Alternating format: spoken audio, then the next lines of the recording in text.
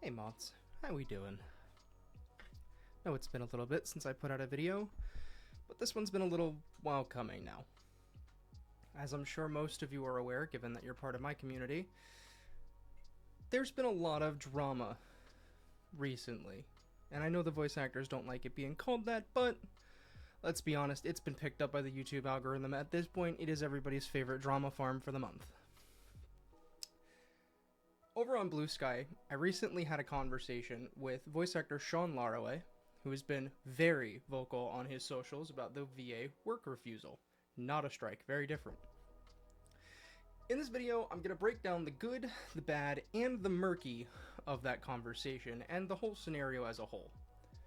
Before I go any further though, I do not condone any kind of harassment, and if I find out that anyone from my community has gone to harass Sean or anyone else after this video, you will just get removed from my community. No questions asked. We don't tolerate that here. Our community fosters discussion and conversation. We don't bully. It is what it is. Now, that being said, let's break this down a little bit. Starting with the good. Sean, the whole conversation was very reasonable, even when I pushed back on the points that he was trying to make, and even when his information was wrong, or what he had heard from his sources wasn't the whole truth. He admitted so, understood so, and we moved on. From the conversation, I took away that there is a significant amount of misinformation on both sides, and that SAG-AFTRA isn't this massive boogeyman as it has been made to appear, but it isn't necessarily the be-all end-all of positivity either. On the topic of union dues, those come out to about $3,300 USD for the first year, and then $240 plus 1.5% of your earnings up to $1 million USD every year after that. Where many have gone wrong, and per information that had to be dug out from SAG rather than being on their website, there are more ways of paying these dues than are being talked about. From the website, you would see the base dues and the flat rate that you could pay to join the union. Also on this website, you will see that SAG-AFTRA offers, through their own federal credit union, a 24-month initiation loan. Now, this loan does have interest. This loan does allow them to double dip, because they not only get to give you a loan to get their initiation money, but they also get the interest off of every month that you pay this loan. I personally see this as a little weird. I'm not a huge fan of it, but that's besides the point. What they don't tell you on their website, even if you scroll through any of these, is that there's actually another way. Per eSun on Reddit, SAG allows, through back channels, non-union voice actors who want to join to put down a down payment of about half. From that point, you can do monthly payments without interest until you've paid your full dues. What that allows you to do is be considered a SAG member and go on to do union work. You just won't get your actual union card until they're completely paid off.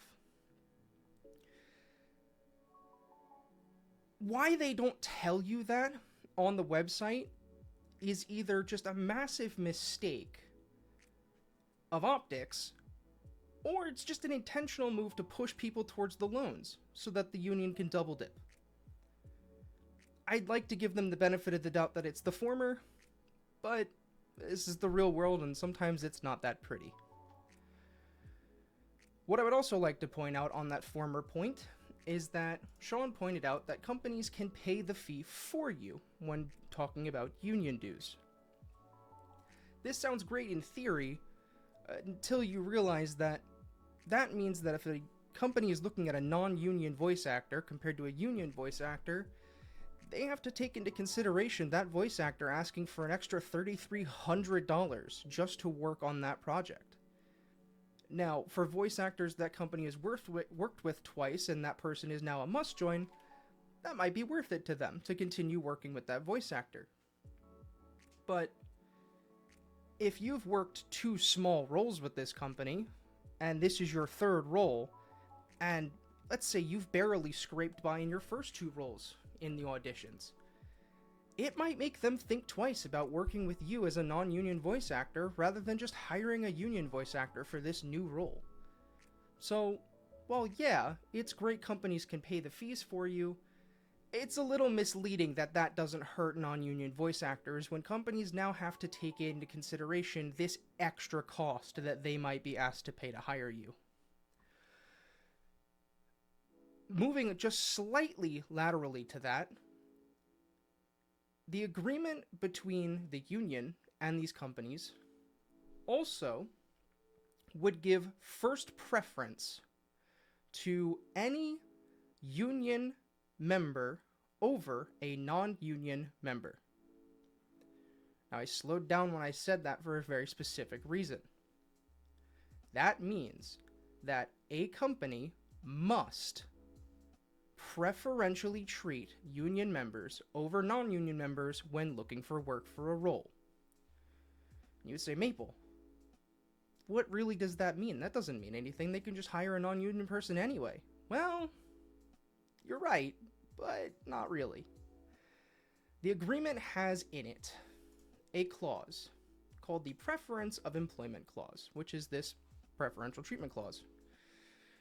Now, the problem with this is that in this section of the ILA, it states that without a valid reason to cast a non-union voice actor over a union voice actor, SAG-AFTRA can fine as liquidated damages for breach of contract $500 to the company for every breach of that section.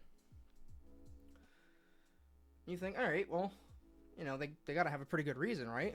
Well, if only we knew what the reasons were.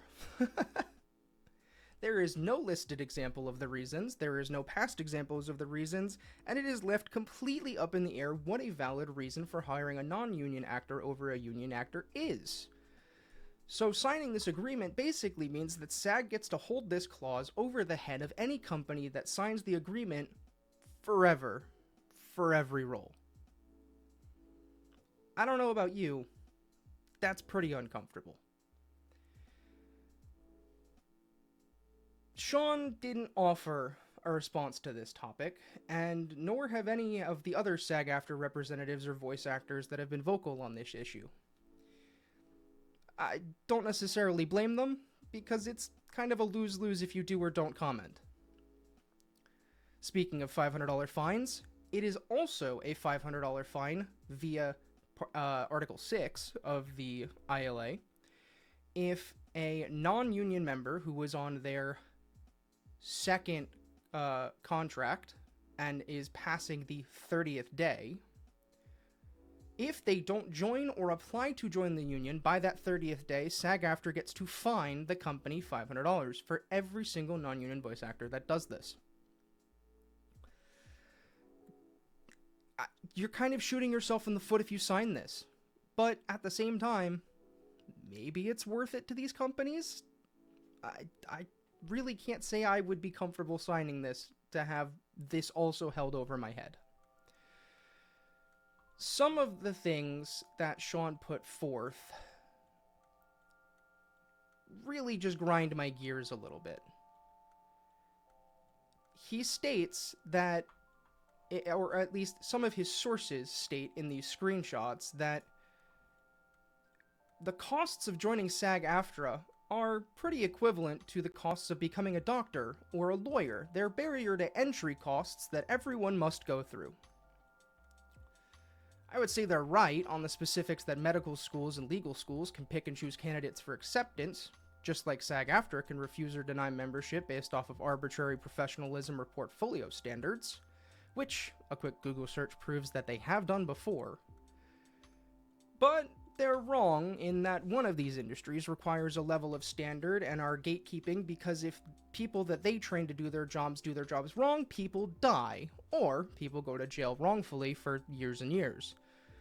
On the other hand, SAG-AFTRA gets to arbitrarily choose who joins the union based off of their own standards because they want to? It doesn't really make sense to me how you can tout that You're in this for all VAs. You're doing this for all VAs. You want this to work for all VAs. Just not the ones that we don't want to let in. How does that work? That just seems unfair. Well, too bad, so sad, says Sean's sources. He also claimed, returning to the issue of union dues, that there is a provision in the Taft-Hartley Act that would afford a waiver for union dues. There is no such provision in the Taft-Hartley Act, and the source he linked me was voiceactor.com, which gives a snippet of the act, but also doesn't include said waiver.